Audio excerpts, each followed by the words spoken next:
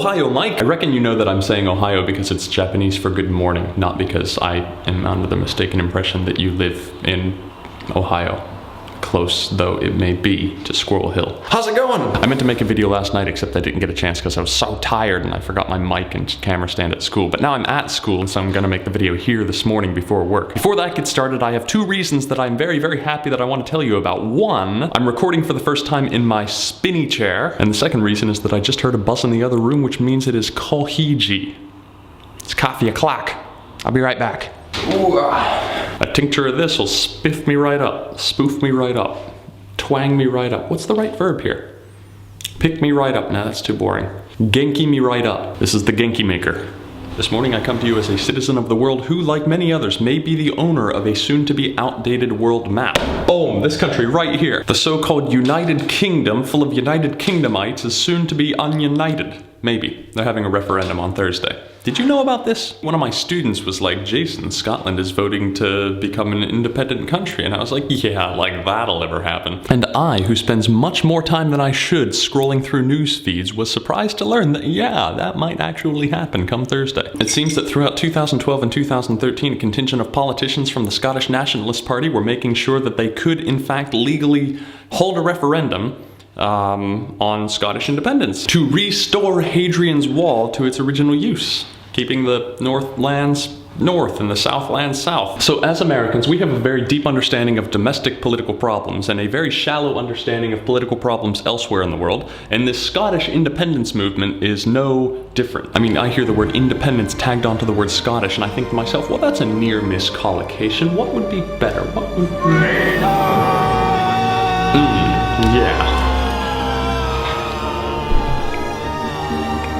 You tell him, Wallace. Anyways, bad jokes aside, why are the Scottish people thinking of voting for independence? Well, actually, the latest polls suggest that only 40% of people in Scotland are planning on voting for independence, 40% of people do not want independence, and 20% of people are still undecided. But the question remains, why do they want independence? Well, there are a ton of reasons. The one that I keep hearing about the most is the North Sea oil reserves. Some people have suggested that there is still more oil in the North Sea than has been taken out of it. That, mixed with the fishing economy up there, suggests to a lot of people that Scotland could become not just a successful independent nation, but quite a wealthy one, assuming we don't master something like cold fusion in 10 years, because how awkward would that be? Anyways, like everyone else outside of Scotland, including the United Kingdom's Parliament, I haven't been studying the issue very much, except it seems to me that a lot of the statistics being thrown around in this Scottish independence debate by the Yes campaign people are really conditional. I mean, a North Sea oil-based economy sounds like a great idea the way that they're selling it, except if you read the fine print, it doesn't seem like a sure bet. They don't have the systems in place to start this thing from the word go. And of course, that's no problem. They're trying to make an argument for independence. The problem is that the people against independence, the rest of the UK majority government,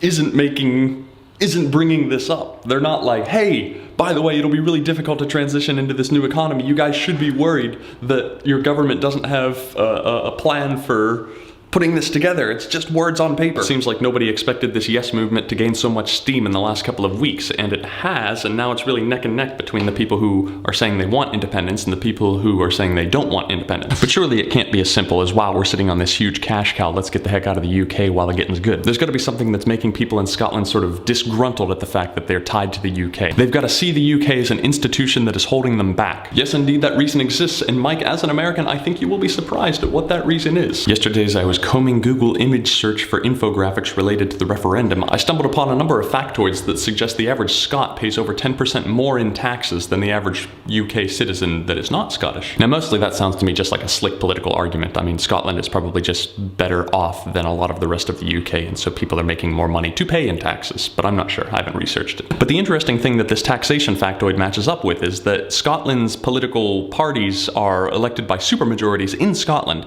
except they never have enough seats in London to have any practical effect on politics throughout the entire United Kingdom. They're electing a certain political party in their country and then having those political representatives not be effective in the country. Scotland's not a country. Scotland's a country. Scotland is not an independent nation. Scotland's a country. The United Kingdom is a country. Anyways, this is all very complicated. What I wanted to say was that Scottish people seem to be unhappy with taxation without adequate representation. Parliament, you could have seen this coming. You need to read more history books.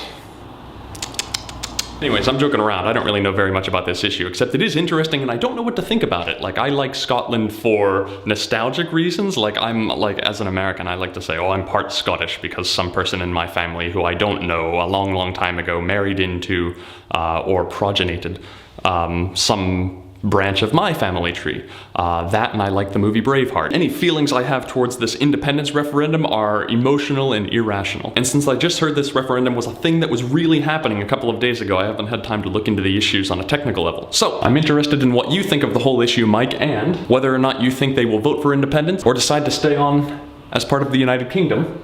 Please let me know in your next video, and I will see you next time. I'm so dizzy and blurry.